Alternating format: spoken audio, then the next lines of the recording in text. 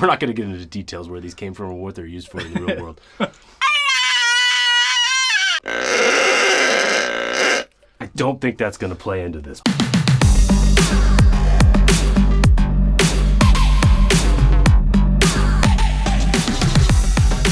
Welcome to the Riot Games Super Art Power Hour. My name is Brad Beaumont. I am a Senior Manager of Sound Design at Riot Games and the Co-Sound Supervisor on Arcane. My name is Elliot Connors. I am a Principal Sound Designer at Riot Games and the Co-Supervising Sound Editor on Arcane as well. Today, we are going to, in the span of 1 hour, complete a sound design challenge. We are kind of going into this blind. We are going to be handed a folder with a character from Arcane in it. Oh, Jinx, Yeah. Jinx. Nice, this is Jinx and her Zapper, episode 204. 204, yeah. That's the first time we see Zapper, I believe. And Warwick. I actually really love this scene. Turned out amazing. Love it. And then we are going to choose out of a hat one of the elements of nature. Please don't choose fire. Please don't choose fire. And apply that thematic to the character from Arcane. Creating new sounds, manipulating them, creating building blocks, editing them. We have ice. Ice. That's cool. Appropriate for the season coming up here. Maybe not in Los Angeles, but That kind of ties with the Zapper, Yeah. just as far as, its attributes in it does. the game. Yeah, because I mean, Zap, it does slow enemies. Yeah, I'm thinking like some kind of a icy, spreading, slowing kind of a thing. My brain's So, starting to okay. Turning. The wheels are turning. Yeah. I think we should watch the scene. Maybe?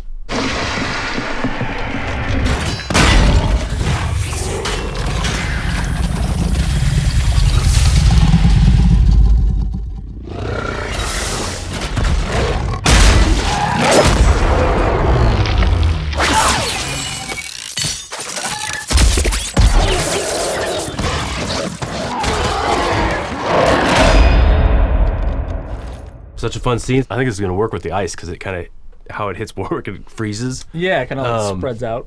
We should say this is not going to be recreated for anything that Riot does. This is for fun. This isn't anything that's going to ship. This isn't like future content for skins or anything like that, or the show. It's just for fun. Just to go through our process, show sound design techniques and the editing process and Yeah. kind of how our brains work. As a sound supervisor role, Brad and I, we kind of wear a lot of hats, but I would say that all of those hats revolve around being storytellers. We use sound to tell stories. We're trying to tell the story with all of the oral elements, music, dialogue, sound design, backgrounds, Foley, and we're trying to put the director's vision in place with all of those elements. And, because music can only tell you so much, dialogue can only tell you so much, sound design, background, Foley can only tell you so much, but when they are edited and mixed to work together, it really enhances the experience and the story that's being told. And it's the Super Art Power Hour. So Yeah! So we're gonna apply the ice thematic to her Zapper. Maybe that aspect of that scene, right, where she's loading in the Hextech gemstone. I feel like we gotta put her in a cold ice environment. Put her in the space. Yeah. Okay. Exterior, walking around in an ice world, Yeah. loads her weapon, charges, shoots, freezes whatever she's shooting at in this imaginary still frame. Some crows, maybe. Oh yeah, definitely. Gotta have some crows. One of the most important pieces to a lot of the weaponry within League of Legends is to have some sort of signature tone, right? Since we're creating the Zapper, which is a weapon or a pistol, we're gonna need some sort of mechanism. Some sort of high frequency, engaging, cocking sound. Some kind of magical power source. What's the magic that's creating the projectile? The ice needs to sound like it's charging in a way. We gotta get something that rings. Yeah, so like when this ice magic projectile is impacting whatever it's impacting, like it growing and spreading and actually feeling like ice and crackly and that kind of stuff. Yeah. Yeah. We know what we're gonna do loosely, Sort of. generally, sort of. We're gonna collect some stuff, collect props. We're gonna record said props, figure out what we actually recorded, edit that stuff down so that, we're cleaning out all the in-between banter and things like that and load it all up into our sound library. At that point, we'll probably break off and do our own thing. That's sort of how we work on the show. We'll kind of each tackle different aspects of a scene or a different category of design or something like that. I can focus on some tonal stuff, some like icy magic kind of stuff. You can do everything else. You can do everything else. Oh, I see how it is. Yeah, that sounds good. I think we'll probably just go with the flow, see what happens. We need some stuff to record. Yeah, I mean, well, ice. We need ice. Well, I don't think we're gonna get ice. Let's create ice. Brad and I are kind of hoarders, so we have a lot of stuff laying around that we could record. Also, we could hit up the Prop closet. prop closet. And there's like 8 million things in there, and sometimes I get lost, and I just start playing with stuff like a child. Interested to see how this goes. Let's see what happens. Yeah. Yeah. All right, we got a few things here. Because a couple. We need all this stuff, don't we? We can record different elements to create different aspects of the Ice Jinx Zapper scene. It's kind of a hodgepodge of stuff, but everything in that bucket is going to help us in some way. Indeed. We just have to record it first and then figure out how to use it. Just because of how quick we're doing this and trying to fit it into an hour, we only have a couple microphones set up here, but sometimes we go a little extreme and have a lot more microphones. We have the 8040s Sennheiser. They are set up in an XY pattern, which gives you a better stereo image. Real workhorse in our setup. I think we'd probably take those everywhere we go if we're doing anything. Then we have the Sanken 100K. It's basically used to record things higher than the human hearing at 100K. And then when you pitch it down, it kind of reveals certain frequencies and artifacts within the recordings that you might necessarily didn't hear when you were recording it. It's kind of fun to see what's living up there. Sometimes you find some cool stuff, some scary stuff. Probably ghosts. The ninja sai? You want to go right for the ninja sai? Okay. Raphael. We wanted to create a higher frequency that would work for frozen kind of magical sound. Higher frequencies, you're able to manipulate them well for magic and give it some character and some signature kind of sounds. This is going to record a stereo image, so I think if we're getting this thing spinning around, we kind of get that movement.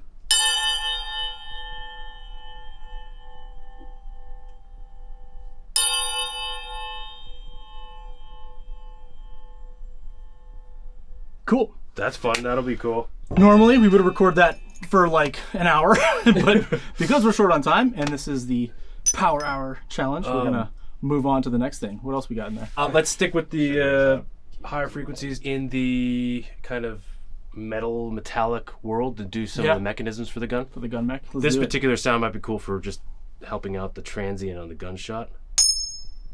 Crossbow. That looks like it's seen better days. This might be cool for like if you're just moving the weapon. Yeah. Or like pulling it out. Yeah. If we were going to sell that. Yeah, just pulling out Zapper. Does it sound like you just pulled that out of your pocket? Sure.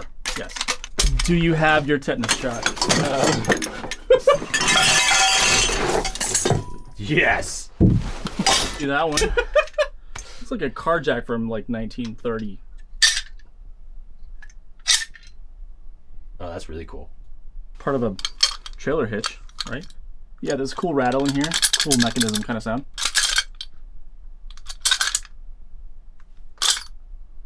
Oh, that's nice.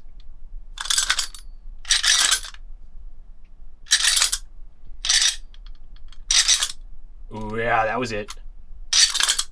I grabbed these seashells. I thought this would be kind of cool. Yeah. Putting in like a cartridge.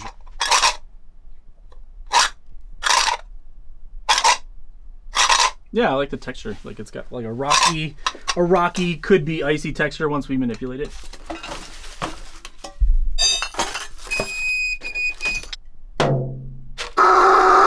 Cheerleaders pom pom, a tambourine, lots of random.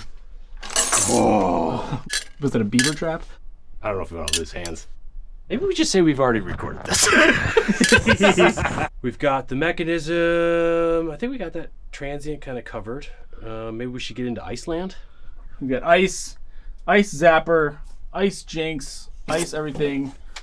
We need something for the big shot though, like something to help create the report. Something noisy. It looks noisy. It's from Give me a B. B.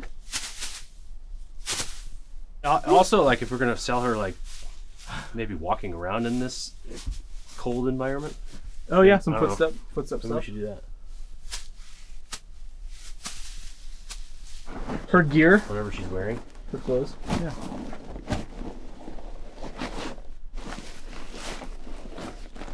Also, might have something on her gear that we could do. I mean, we could pitch it down so it's not so spur-like. Yeah.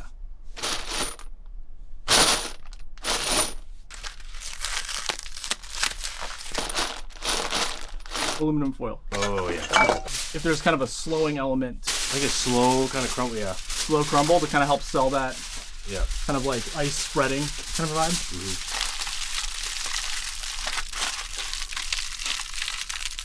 This is the kind of stuff that this microphone's great for. There's all kinds of really, really cool high frequency stuff happening that we probably aren't hearing until we pitch it down. What else we got? I saw buckyballs in there, some tinkling glass stuff. These files.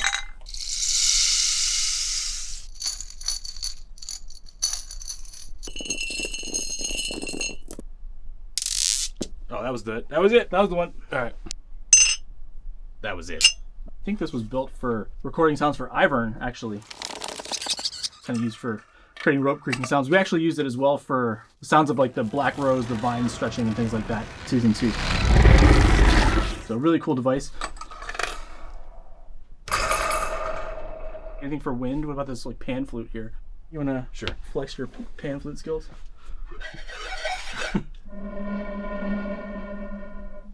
Loop that into a longer version. Yeah. And process it.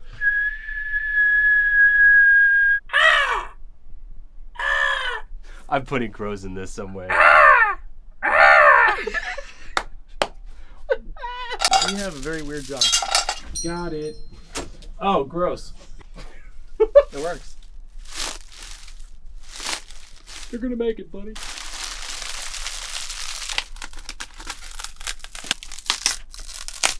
That's a keeper.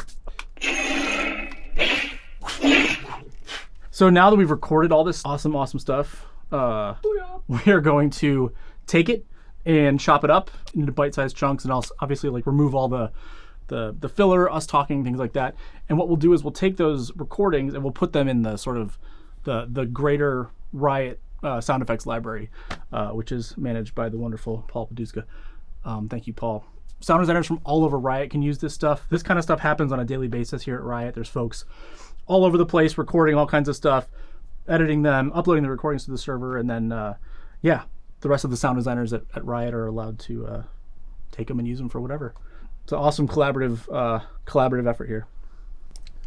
So I've been here for, gosh, 11 and a half years and some change, and man, it has been quite a ride. I came over as a senior sound designer back in 2013. It feels like yesterday, but worked on a lot of stuff since I've been here. Originally was on it was called Champion Relaunch. The folks making the visual and gameplay update as part of the Champion team. I worked on all kinds of stuff. Worked on the sounds for Garen, Katarina, Karma, Twisted Fate, and Annie. Ended up working on a lot of the marketing stuff, cinematics early on, the New Dawn cinematic, the Twisted Fate cinematic, a lot of those cool pieces that we put out back in those days. And I am the voice of Poros in Runeterra, or at least the original voice of Poros in Runeterra. So I'm sorry, either you love or hate them. Got to work on the League client update when that went out back in whatever year that was. Oh man. And then eventually I was serving as the audio director on League of Legends for a few years before joining the Arcane team. All those years spent working on League of Legends, which, you know, has been my favorite game since it came out. And I've been playing since just after beta. All that time spent with that world, the universe, with Runeterra, with the IP, all that passion just went right back into Arcane. I think that can be said for so many different facets of that production. But that really helped when we were having conversations about what Arcane should sound like, what it shouldn't sound like what was important for us to kind of pay homage to, like what stuff was important to stick to thematically from a IP consistency standpoint. So many years of sound design history that kind of found their way into the show. I think we've snuck in some of the original sounds from Jace and Vi's original kit and things like that. So yeah, it was a lot of fun. So what are we doing now? We have recorded a bunch of cool stuff for this design challenge, right? So it's Jinx and her Zapper, but sort of in an ice kind of incarnation. So Elliot's over in his room, about 20 feet that way. He's working on a lot of the cool ice stuff, the mechanisms of the guns, a lot of the cool environmental kind of stuff. I think I'm going to focus on trying to build out some of the tonal components, the tonal aspects of the shot. We've already chopped up this material, so we have all the recordings that we've done, spent a little bit of time quickly just chopping them up, taking the recordings and putting them into some kind of a usable format so that it's easy for us to browse through. The way that most sound designers at Riot and really kind of across the industry choose to browse big, gigantic sound effects libraries are with this program called SoundMiner. Really awesome sound librarying program. So everything we've recorded, the cool rain stick stuff we recorded, the spring, all this fun stuff. These Elliot doing his best wind impression. Anyways, all these recordings are in here. So what I'm going to do is I'm going to sort of show you a little bit of my approach to taking raw recordings and expanding on them, turning them into what we kind of call affectionately within Riot building blocks. So sort of our sound design Legos, basically. You're taking little bits and pieces, making bigger things, making crazier bigger things, building on top until you come up with your cool creation. At the very base core, we have those raw recordings. The cool thing about SoundMiner is that we can browse through this stuff, look at it, listen to it, and then also affect it within the box. So we're taking those sounds, applying some kind of processing to them, whether it be some kind of an echo or a reverb or any kind of thing, a distortion, pick your poison. You can take that stuff, those effects, and apply them to the sounds within the program before you're even downloading them into your editing software. So up there we've got a close-up of Jinx's Zapper, that really hot, bright, cool, magical, glowing that we see there from that Hextech crystal. What would that be if it was, a magic ice cube? If that was like some kind of a magical ice thing. Of all the stuff we recorded earlier, I think the stuff that makes the most sense to sort of look at first would be the ninja Psy, right? Like those cool Raphael from Teenage Mutant Ninja Turtles Psy. And we have those split out here. Let me see. So we can take a listen to what those sound like. Let me turn it up here. It's cool. It's a very clean, pure tone, right? Like it's something that we would associate with, maybe being a foundational element of something magical. But I'd mentioned that within SoundMiner, there's this cool function of being able to apply processing, and that is done with this thing called our processing rack. I've started to preload some stuff in here. I'm gonna move it over here so we're not cluttering the screen, but I'm gonna take this little pitch slider and just pitch it way up so it kind of gives it more of like a high-pitched, high-frequency, magical kind of vibe. And even then we start to hear some more of those kind of like overtones and things that are hiding in there. Let me turn that up even more. Is that too quiet? Cool. So it's a nice, clean, pure tone and stuff like that. Elements like that, recordings like that are really good fodder for manipulating and kind of adding different kind of processing too. So the first thing I want to do is get rid of, I think probably anything that's like low-end information that we wouldn't really necessarily need. Because we want this to kind of be like a high shimmery magic element, we're going to roll off. And when I say roll off, I mean just hack off. Anything that's below this line here, you can see this yellow line here. This is called an EQ. And we're basically just filtering off all the sounds below this yellow line. So this little shaded area, that's stuff that we're going to get rid of. And really just focus on the high frequency, high shimmery elements. So you're seeing that there's some low rumble stuff down here. That's kind of just the sound of the room. Maybe there's an air conditioner or something. Let's get rid of all that stuff and just kind of focus on this cool, pure, clean tone. EQ is a great tool for us to just sort of carve and shape the sound. Thinking about sound as kind of like a sculpture, right? Like this is sort of your first line of defense, or not even your first line of defense, your first weapon against like unwanted frequencies. A lot of folks will use EQ to boost frequencies. I prefer to get rid of stuff that we don't want and accentuate the stuff that we do want in other ways. Let's get started with Pro Tools here.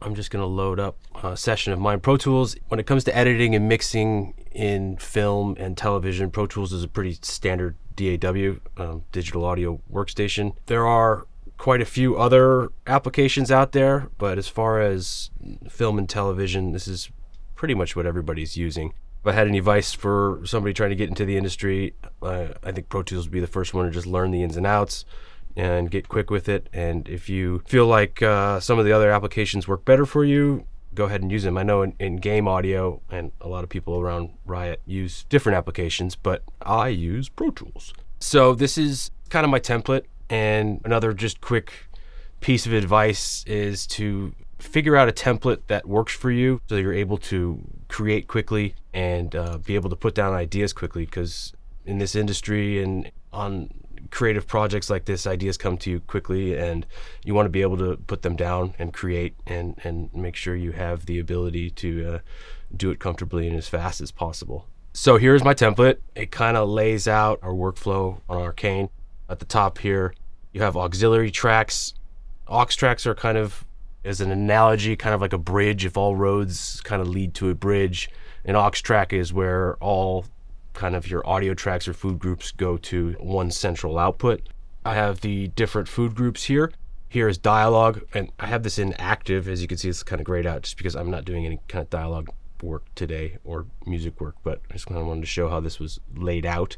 I would get the edits from Brad, who did most of the dialogue editing on the show. Basically, Brad would edit, he'd send it to me, and that's where I would bring them into these tracks. Here is the music tracks. I would receive stuff from the music team, which is also in-house here at Riot, Alex, Seb, and Andrew. The relationship between sound and music is one of the secret sauces on the meal that is Arcane. I would mix as we go. So I would build out the scenes before we would get to the final mix stage. And what that does is it generates notes early and gives you the ability to fix problems. And we spent a lot of time on Arcane making sure that the music and sound design relationship worked well together, whether hitting the beats together, hitting the cuts, making sure that we were telling the best possible story that we could. Starting early on that, mixing early and pre-dubbing before you get to the final mix stage, it allows you to focus on the bigger ticket items in the final mix. I believe that that was a big part of why Arcane sounds the way it does, and I truly hope that the fans hear that, because we worked hard on it. Here is my kind of effects tracks, and again, different food groups. There's a lot of reasons why you split out into different food groups, but the biggest reason is so that you can get to things quickly, the individual parts. And then there's Foley, which is footsteps, gear, hands, and props. That's kind of my template, and it's the way that I can get into things quickly and edit. Since I'm not using dialogue music, I am just going to hide those tracks to make this a little bit smaller of a session. The way I like to start scenes is with markers. Everybody has their own way of working, but I will go through a scene and place markers for synced items, like, say, I was referring to the gauntlet scene or something where there's a fight. When that gauntlet hits something, I'll place a frame accurate marker that gives me a sync point for where I need to design that impact. I also put markers in for when the scene changes, knowing my ins and out points, and it's kind of like a visual guide for how to make a precise and accurate edit. Editing is kind of the second part of this job. Sound design and editing are, in my mind, two totally different crafts. Sound design, you're creating something that's never been heard before, and editing is figuring out a way to make those sounds work within a scene. Brad and I were talking about the way that we're going to kind of do this is there's a load. That load kind of has a charge sound to it. So I'll place a marker here, say, okay, this is where the load's going to happen. It's going to charge up, and it's going to have a second stage of a load, maybe the second charge, and then it's going to shoot.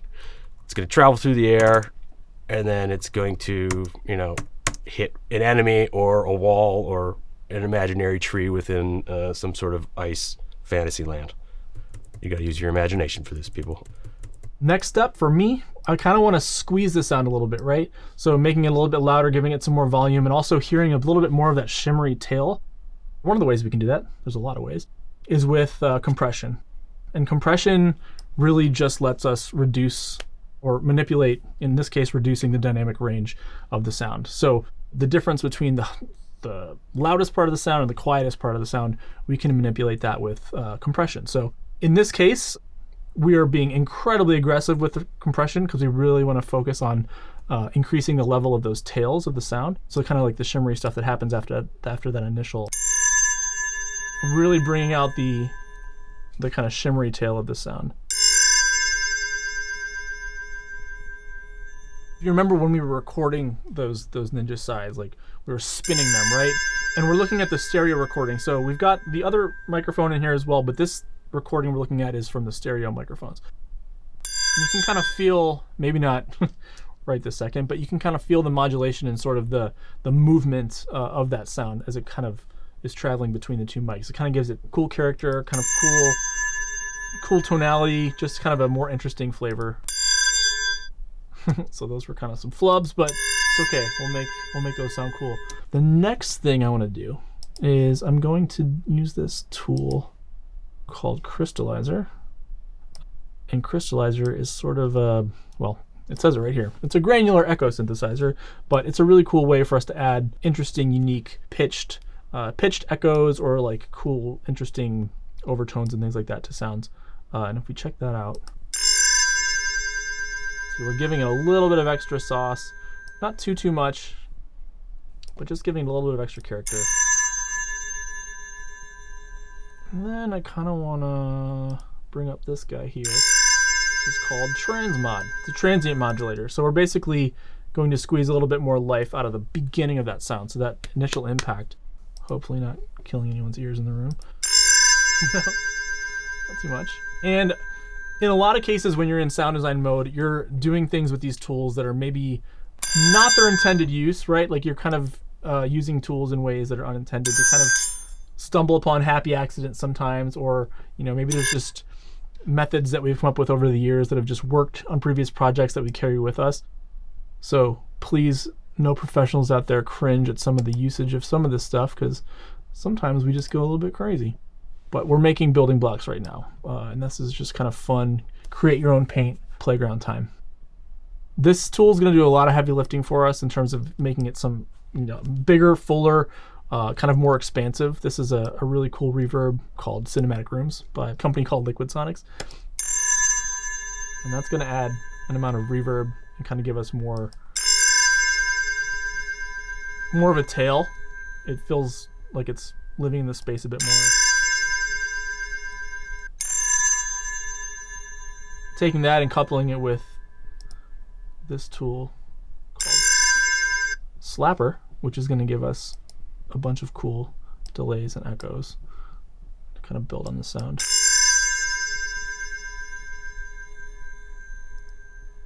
I kind of got started in sound. I was always playing music, playing guitar. My dad was a musician, so I was always around music, but I never really fully understood what this craft was until college. I took a radio drama course. The objective was write a script and put sound to that script. So I was like banging butter knives together. I had this big metal sheet to make thunder. All of a sudden I was like, what is this? This is, people do this for a living? I got really excited about it, and long story short, I ended up in Los Angeles with an internship at Sound Deluxe Design Music Group, which is where I met Brad, and was surrounded by the best of the best, and it was kind of an extension of school for me. I kept on learning more and more, had great mentors, and was a sponge for my time there. After I left, I kind of got into film and started working on movies like Star Trek Beyond, the Fast and the Furious movies, Blade Runner 2049, Justice League, Aquaman,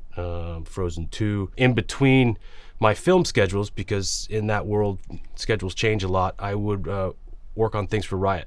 I worked on a lot of cinematics, Echo Cinematic, Project Overdrive, Zion Khan, also skins. I reworked Misfortune and the Arctic Ferris skin. And then I got a phone call about the pilot for Arcane Season 1, and I watched it and I was sold instantly. The story was amazing, the visuals were amazing, and the opportunity for sound design was, there was a world within that needed to be created that was just a challenge that was really exciting for me. When season 2 of Arcane started, there was an opportunity for me to come to Riot and be the principal sound designer here, and I couldn't be more happy with that decision. I love it here, and I love working on this show. Now that I kind of have, this is my guide to how I'm going to edit things, right? So I've named these load, charge 2, shot, OML, impact. OML is a terminology from the game on missile launch. Basically means the traveling of whatever this ice shot. First thing I want to go through is just finding some samples from the stuff we recorded. The obvious go-to is the palm frond. Obviously, it sounds like it sounds the most like ice. So I think I'm going to start there. There are so many techniques to taking a recording, getting it into sampler or Doppler or whatever. But step one, what I like to do is just kind of go through and find the coolest stuff, right? And this is one technique that I do. I'll kind of just go through and be like, all right, that's cool. That's cool. What else we got? Also cool. And since this is a power hour, I'm not really gonna do what I normally do after we record stuff. I'll kind of go through and enhance certain frequencies or maybe master it. And there's a process of cleaning up recordings that happens that I'm skipping because we don't have enough time.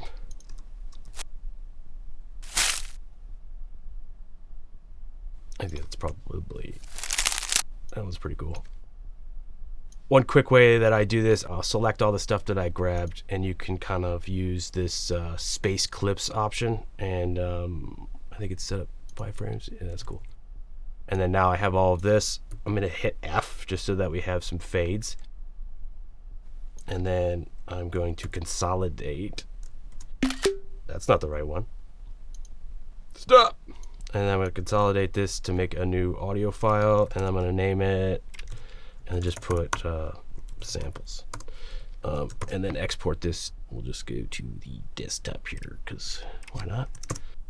Getting a little further with this sound, getting to a place where I feel like it's coming along. We're going to do even more compression of this sound. The reason we do that now, we're adding elements to this. We're adding tonalities. We're adding like overtones and echoes and delays to the sound that didn't exist when we did that initial passive compression. So this is going to kind of take all that stuff that we've added and kind of squeeze it and bring it closer to sort of that original, the level of that original signal, or at least the dynamics of that signal as we compressed it before.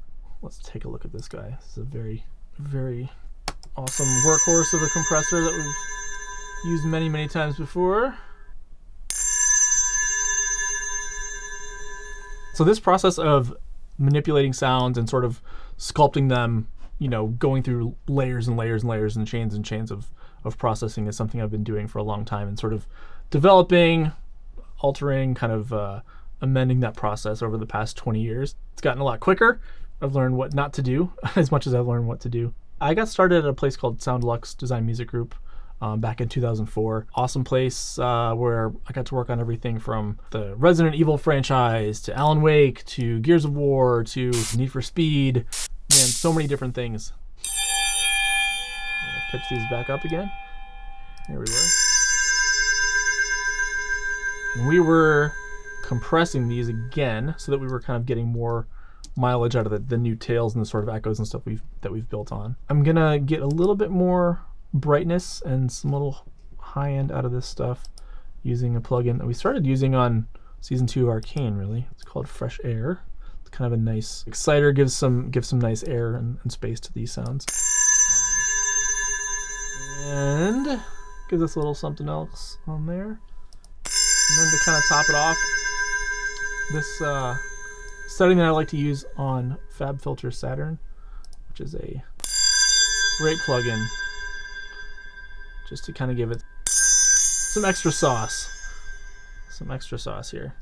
So what we'll usually do is we'll take this stuff that we're working on in SoundMiner if we're developing, these signal chain processes, these processing chains, and then we can record them right back into Pro Tools and just sort of see what we're working with. You can process them on the fly. You can just hit record. I like to do it this way so we can just record it and take a look at the waveforms, because I like seeing what we're recording. Playing the stuff back, you can kind of see here what we're working with.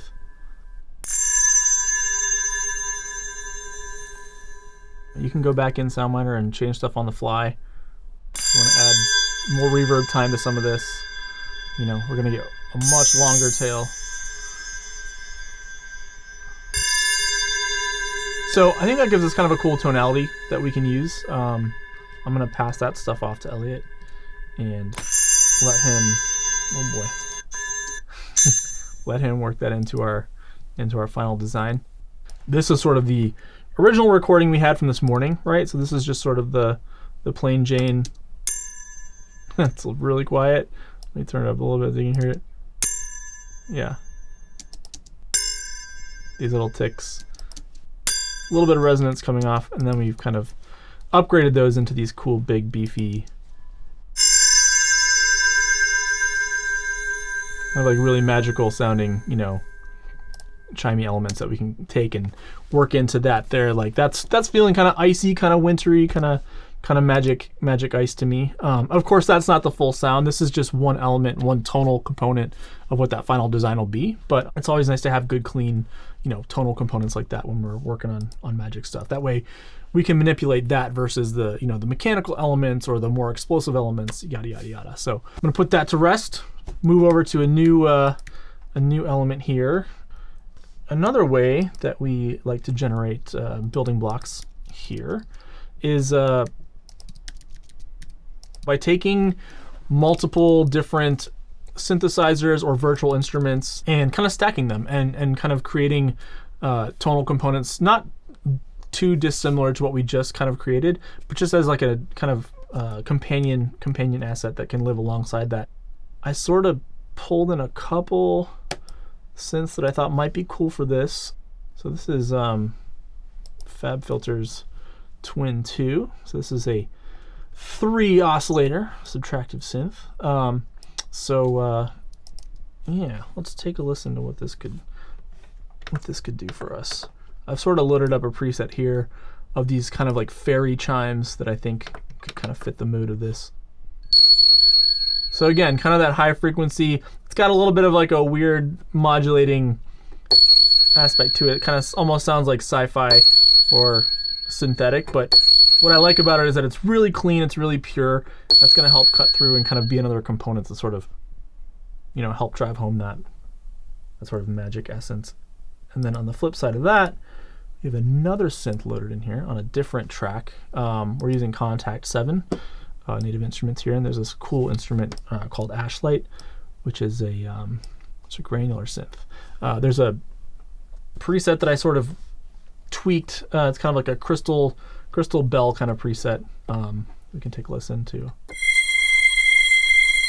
So it kind of has that, again, kind of that icy, wintry, kind of evokes like that cold, mysterious winter magic kind of a thing. What we can do is play these together and stack them. Or play one note at a time, how about that? So just playing a C here. And what we can do is we can just re-record that right into Pro Tools, right in our session. I won't go too far on this because we are short on time, being the power hour and all. But yeah, see, now we've got these kind of new creations here that we can take and mix those with the stuff that we created up here, right? Maybe not in this session here, but this is something that we'll export as its clean, pure version here, give it over to Elliot, and you know, he can take that and work that into the edit that he's working on. And this is kind of a fun, quick way to generate interesting tonal stuff. It's not noisy, it's kind of just nice, pure stuff to add to your designs. It's something that I kind of started when I was at Soundelux DMG. Funny enough, I was working on the redesign when Karma was re-released, and she went through a VGU early on. Gosh, that was probably 2012 or so. But I was working on Magic sounds for her, and I used a similar technique, similar method, where it was just finding a couple different synths that felt, you know, like they were kind of conveying that sort of magical tonality, taking that, recording them, and then using them as, you know, kind of ingredients to kind of further develop into other designs. So still a technique that I use almost daily here. So now that I have that file and the samples that I've picked out, I'm gonna bounce over to SoundMiner here. I kind of made a quick database. You can make new databases by going here and create new database, and then I'll go to the folder that I just bounced to the desktop, called it samples, and I'm just gonna drag this in. So here's the samples that I've picked out, right? And we just kind of edited that. And then quick way to just grab all of those samples to put it into a sampler, which is built into Radium. I can do Shift R, and then I have quick keys on my Stream Deck that takes me into the sampler. You can see that our audio files are in there, and I can start playing around. I'm gonna record this as I do it.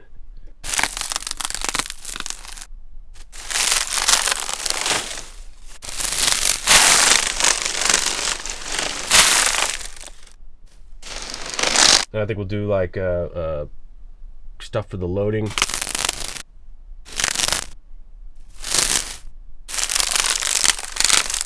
Like the impact and it kind of the ice spraying out.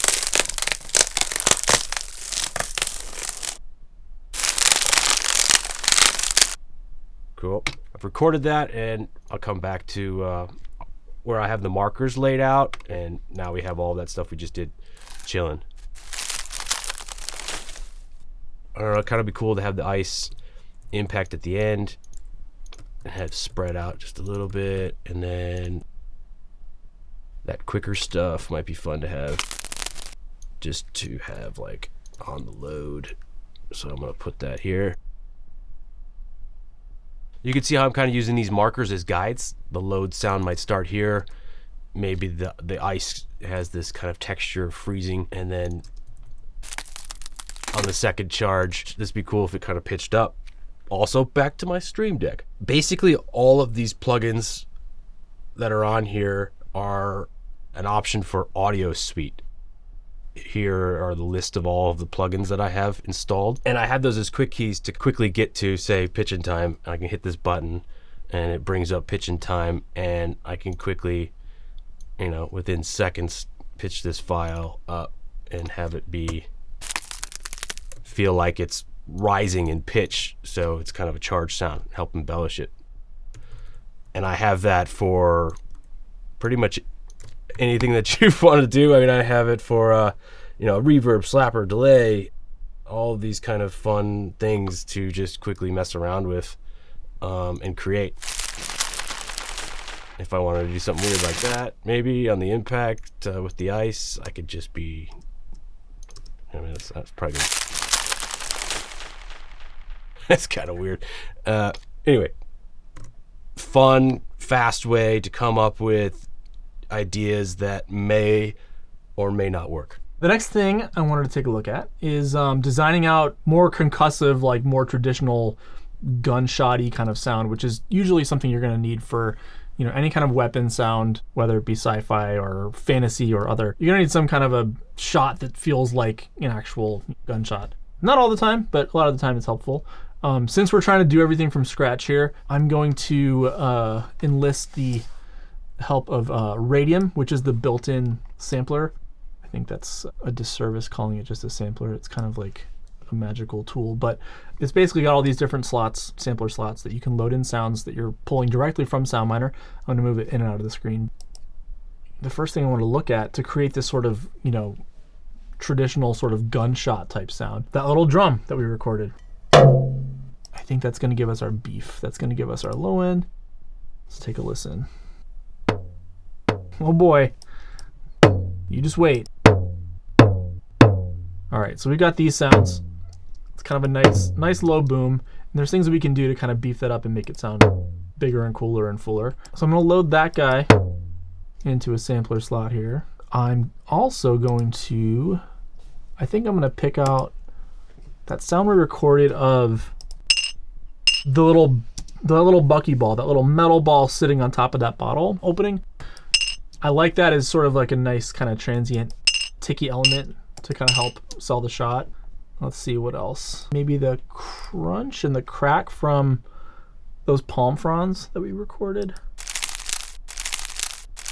Just to kind of help with a little bit of that, like, I don't know, concussive ballistic blast. And this probably sounds crazy right now, but I promise it's going to make sense in a second. And then getting something for the report, right? Like the echo of that shot as it's sort of interacting with the environment. That's kind of why I wanted to record those little pom-poms. It doesn't sound like much right now, but it will after we do some processing, do some cool stuff to that. So what I've done is I've taken all those little samples that we've just listened to, loaded them up in their own little slots, and we can play them just like a musical instrument. Let's take a listen here. We've got our drum. We've got our little balls on the glass. We've got our pom-pom. And we've got our crunchy palm frond. Okay, how is that going to turn into a gunshot? Well, let's see. First things first, I think we want to give some bass enhancement here to this drum. In Radium, we have the ability to put effects on each sample. So for this drum, we want to give it its own little bit of bass enhancement. We also want to help the transient out a little bit, shaping that, boosting the attack on that. And then we're also able to leverage the DSP rack that we were using before on the Magic stuff. So there's this plugin here that we're going to use. This guy, Low Ender. Just going to do a lot of heavy lifting to make this thing sound bigger. So that turns our little dinky drum into a big boomy blast. We're also going to affect that with this guy here. Decapitator by Soundtoys. I love you. Giving us some distortion. Also going to crunch it again with compression like we've done previously. Again, a whole hell of a lot of compression here. We're going to also add some more of our friend Transmod to kind of beef up that transient. It's really, really, really messing with the sound in a good way to help us get that crunch. Slapper is going to help give us some space here.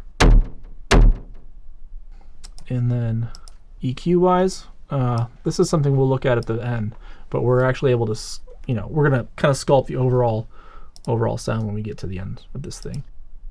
We're also, let's see, I think this guy, the buckyball thing on the glass, that's giving us a little bit of that high frequency tick. Not as interesting, still important, not as interesting, but the pom-pom, let's see, that's kind of how we were getting that sort of explosion-y report sound using a low high pass filter here. Combination of that to kind of filter out some of the unwanted high frequencies that we don't necessarily want. We turn that off. You get, it's a very, very crunchy sound, but if we shape that sound, get rid of a lot of that high-end stuff. We're also adding additional distortion here. We're also adding some more crunch with this limiter. Actually, if you are running that through this other chain that we kind of went through a second ago, that's what's helping to kind of give it that sort of spatialized kind of almost like gunshot report kind of sound. And then this palm frond here, this crunch, is again sort of working in harmony with this guy to kind of just help with the overall high frequency aspect of the transient. But I think if we play it all together, we get something that's like kind of a loose approximation of a gun shot.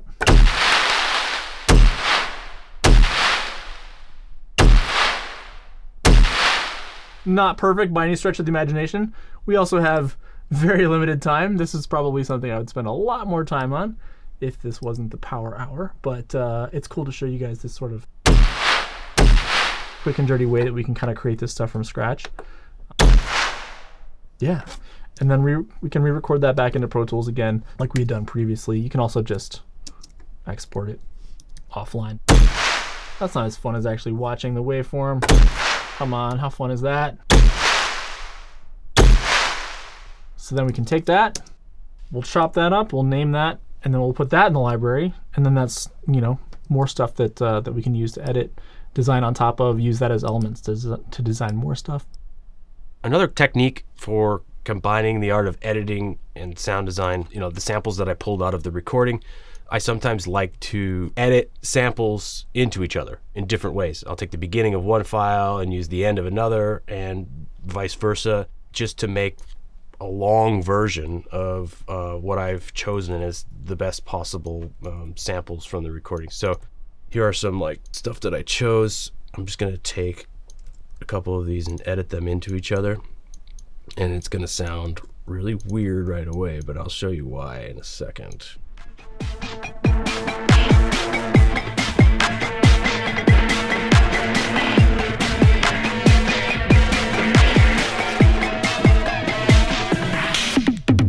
So I have two new files.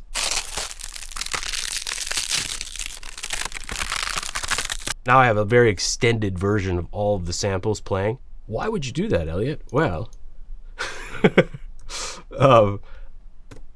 one technique I like to do is, okay, at the bottom here I have a kind of a chain, a design chain, how I like to work. I just pasted the samples that we just made.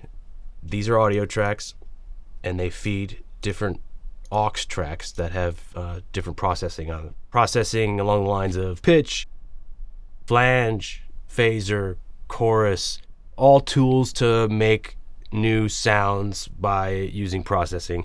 And flanger, phase, chorus, they all kind of just incorporate different techniques of manipulating phase. So imagine taking one audio file and duplicating it, and you manipulate one signal of that file in different ways. And if you move them off of sync of each other, they start to phase a little bit. Chorus deals with that one signal manipulating the pitch, and then phaser and flanger are different ways of messing with different filtering of different frequencies and harmonics. You don't always have to process things. Sometimes you record something and the natural sound is just interesting and cool and it works. Like, go for it. But it is fun, and I'm going to do it today. I'm just going to extend these to have a longer version. What I'm going to do here is I'm going to use faders to kind of emulate volume graphs of what a Doppler plugin would do with like attenuation, right? And I'm going to make a long version of this just so that I can play for a long time. I have these two audio files on these two faders. So if I'm at 0 and press play, I can hear anything. But I could start bringing stuff in.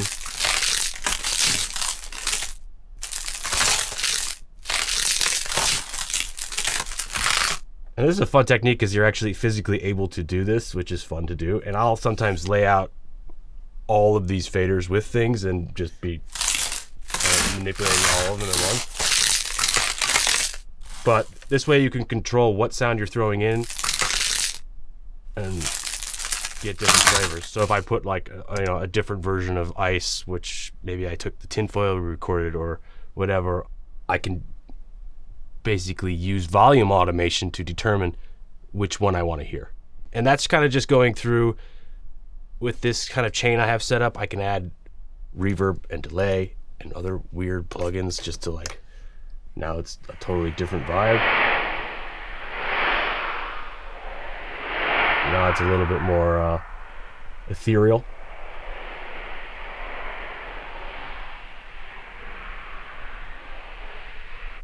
One cool way to make some fun stuff. And then another fun technique I like to do is to actually use Dopplers. I've gone ahead and grabbed some of our recordings here of the cardboard, the foil, and of course our awesome palm frond. Same setup. I have audio tracks feeding another set of auxiliary tracks. But at the end of that is a Doppler. And this could be any Doppler. It could be the Doppler that comes with Pro Tools. It could be a Doppler plugin, Traveler, that Tonstrom makes. A Doppler is emulating what it would sound like if you're standing on the street and a cop goes by you with a siren. And there's a lot of plugins that can emulate that. This one I really like is Whoosh, it's called, from Tonstrom. So you can hear, you see this line here, I can use the mouse to kind of move these different audio files through the Doppler. It gets louder and quieter, emulating kind of a Doppler effect. Now, I don't have any of the pitch set up because I don't necessarily like that pitch bend for this application of Ice, but I can, if I wanted to, turn the pitch up, and it makes it lower in pitch as it goes by, or lower in pitch. which is fun. That actually sounds pretty cool.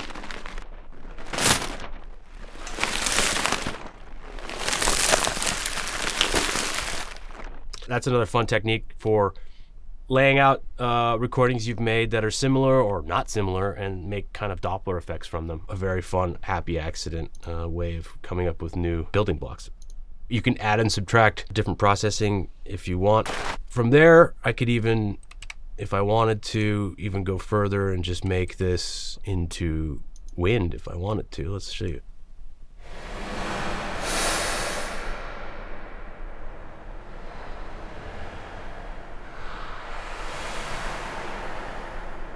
That creates some wind for this environment maybe she's in.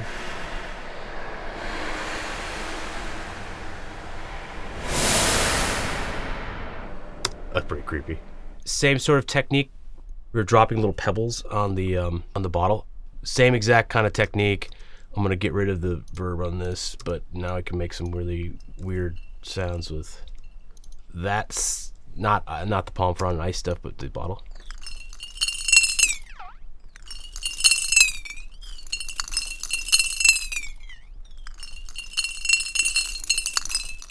So you can see how there's a lot of different techniques for coming up with fun ideas. I think I'm gonna start putting together maybe the mechanism. Brad and I talked about me doing the ice and then also the mech stuff for the weapon. So she's gonna load this weapon a couple times and then shoot it. And some of the stuff we did with the shells I thought was pretty cool.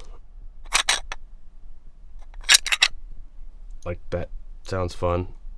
I'm just gonna paste that there, and then we have that. Sounds cool.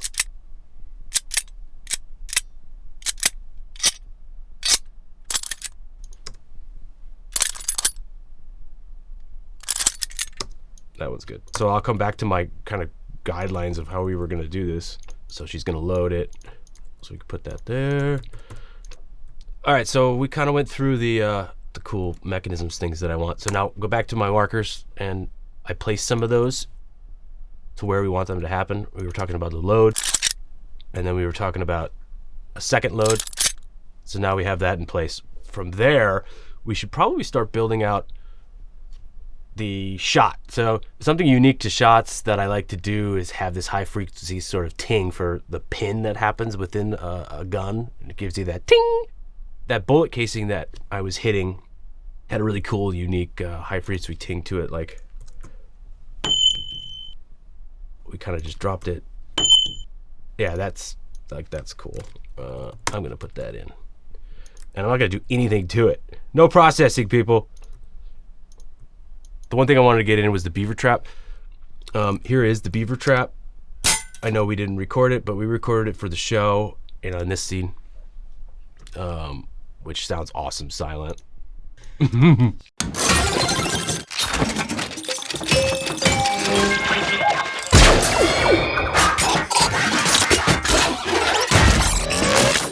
So that the closing of the jaw is all the beaver trap. I kind of think that some of these things are cool for a mechanism on kind of the shot. Also, maybe this would be fun in reverse. Yep, awesome. I'm gonna put the trap sound in. Okay, so weird reverse. Ooh, cool. Oh yeah. So here's our mech that we added in. Cool. Let's get a charge. Ooh, cool. Yeah. That feels a little dry, so I'm gonna copy this up. Also, there are people that work differently with reverbs and processing. I like to render everything. I'll just render stuff like that. Audio Suite. So now it's got a cool little tail out. It doesn't sound so dry. So now we got.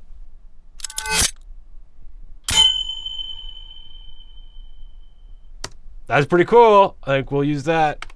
Let's work on the ice charging. I'm gonna go over here to SoundMiner. I'm gonna throw in some of this ice palm frond here on the impact. I thought this stuff was cool.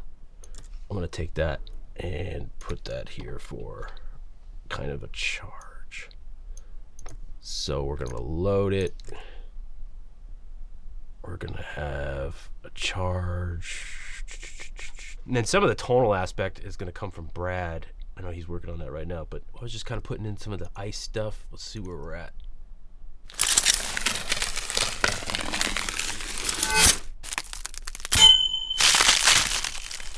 We're getting somewhere. We're getting somewhere. What we're missing maybe is obviously the stuff that Brad's working on. So I think we can probably touch base with him here soon. And I'm going to put in some of that tonal stuff. And he's got a shot. I want to kind of take that drum shot and see what I can do with that. So that little kid's drum, Brad and I were saying we should probably both play with a transient gunshot of some kind. I'm just going to load that into here. I've added a load of things that are going to make it sound different. Saturation, distortion, and just kind of beefing up the kid sound to make it a little bit more cool. That's going to hurt everybody in the room. I'm going to turn it down. It's all right. I know that sounds terrible, but...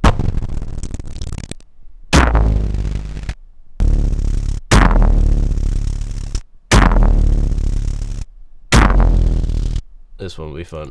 Spot that in. I just want to play with how we can make that sound a little bit cooler.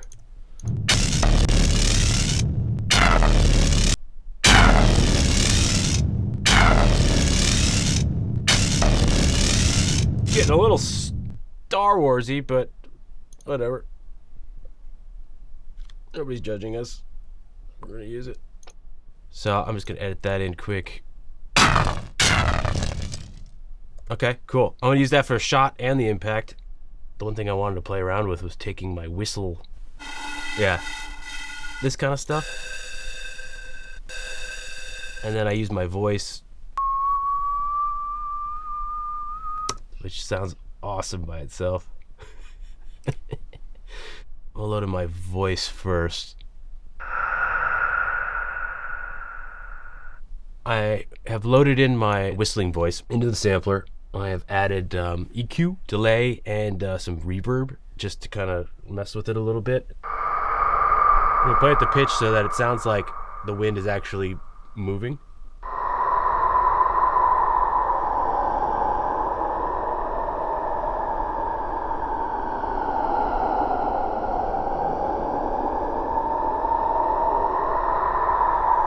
It sounds like I'm at the top of Mount Targon or something like that. Sweet! I want to play with the instrument too, just a little bit.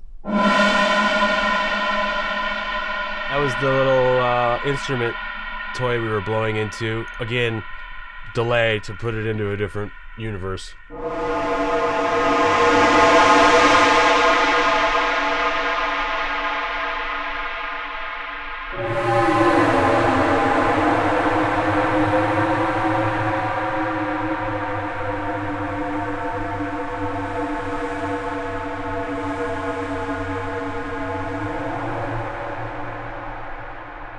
I think all of that is gonna be fun. So the things that I just created with the wind, I've kind of edited them in here. That whistle wind that I had made, I kind of put here.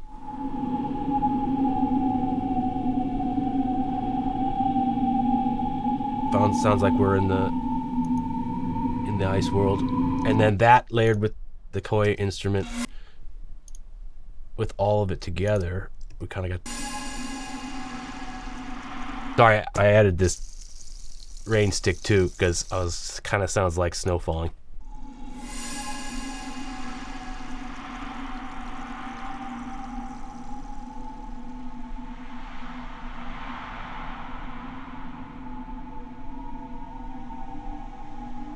I'm feeling cold. I don't know about you guys.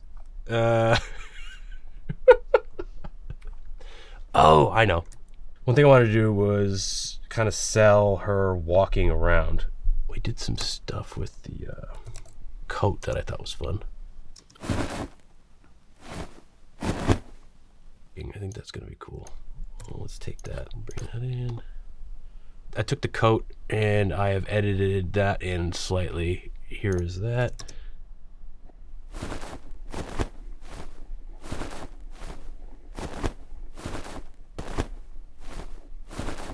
Sounds like she's walking.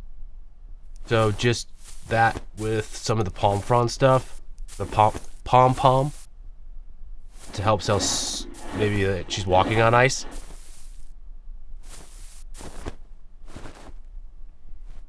Yeah. All right. I feel like we're in the world a little bit here. All we need is we'll get some of Brad's stuff here and see how we're doing. Go! What up? How's it going? What's up, man? Looks like you've been busy. It's all up there. It's all up on SoundMiner. All right. Got some fun stuff to play with.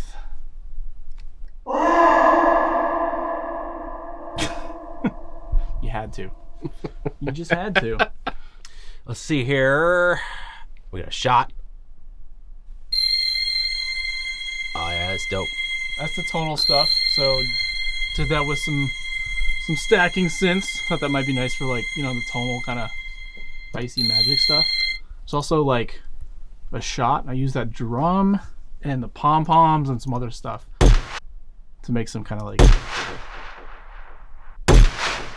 good work. What do you Oh think? man, that's perfect. Nice. One other thing. Yeah, there's like a reverse. So those ninja size, you know, recorded those, processed them, but I reversed them and put them up here. Oh, that's cool. For a charge up. I think I'm gonna make that kind of charge. Could be cool for a charge up. Yeah. Just And charging. then maybe I think I might actually take that and pitch it for a second tier. What do you think? And Let's try it. Let's get weird. Let's get weird. Okay, so we got a shot. I feel like we need a tail. Or was that other thing? This. It's awesome. Yeah. I think that might work as like an end note Yeah. on the impact. Let's give it a shot. And then Pun intended. maybe I'm just gonna quickly do something fun for it to like delay out here just a little bit.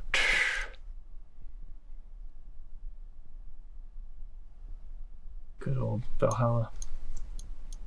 And then I'm also Shout going to out, we love do. I'm also gonna do a little bit of burp and bring that down and pull it to the back of the room. Cut that in. All right, so here's the stuff that we just put in yours.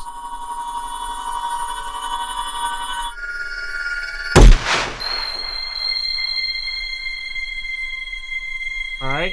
Let's go! How's it with all the rest of your stuff? All right. Also, this is probably a good time to show you this.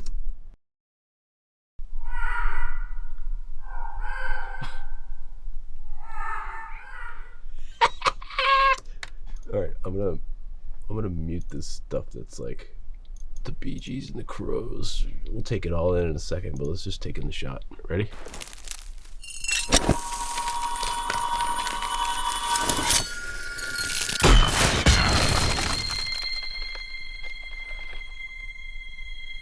That's pretty sweet. Cool. Pull that in. I love it. And then with the entire experience of being in the ice world.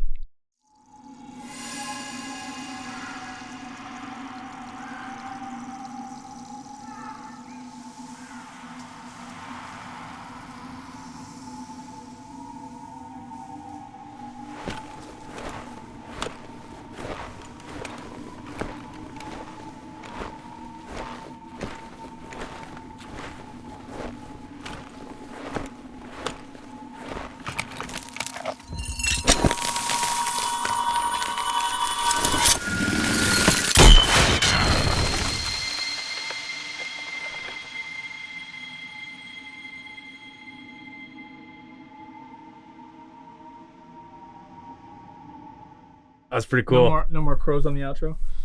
We should put some crows on the outro. I love it. No, that's not bad for an hour. Not bad. Good stuff. That's pretty cool. Obviously, there's things we could do if we.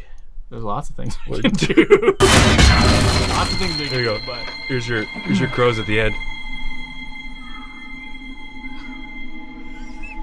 really just cherry on top. Nice work. Yeah. Woo. Power Hour complete.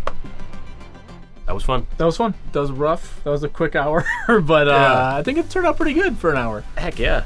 Pretty challenging. Pretty rough. It was pretty It's been a challenging. fun hour though. Maybe not the highest of fidelity that we tried to hit on Arcane, but I probably would have thrown in some better gunshot actual transient. I know we made some cool stuff, but we probably would have. I mean, that was stuff in there. pretty. That was a pretty good gunshot from a kid. It was pretty good. The wind probably would have benefited from some actual natural recordings of wind as opposed to my blowing whistles. But Yeah, we have a still fun. ton of amazing sound designers and sound folks that work at Riot, and Yep. the library is as deep as the prop closet. Yep. Over a decade of awesome recordings. So yeah, we definitely could have leaned into that more, but that was not part of the challenge. So The aspect of the library here at Riot and the sharing of people's creations is actually the really cool part about being at Riot Games. that's the secret sauce. Yeah. Yeah. One piece of advice that I would offer to anybody that aspires to be a sound designer that wants to get into this mad world one day would be always record stuff. Have a little recorder in your backpack or wherever in your car, and just if you hear a cool, I don't know, escalator at the shopping mall, record that cool escalator because you'll probably use it someday. This is a constant learning environment. I mean, I'm still learning even after doing this for however long I've been doing it. But starting off, I think studying what other people are doing and listening to films, listening to games, and trying to recreate that on your own. And the more you do that and the more you create, the light bulbs start going off. You grow as a sound designer and editor, and you start to improve on techniques as you progress in this craft. Ask people for feedback too. Yeah. Yeah, get feedback from people and don't be precious about your creations because you're gonna make some bad stuff and it's okay. We have lots of bad stuff. Well, that's gonna do it for this installation of the Riot Games Super Art Power Hour. Tune in next time. Stay hungry, stay humble. Crushed it. Crush it.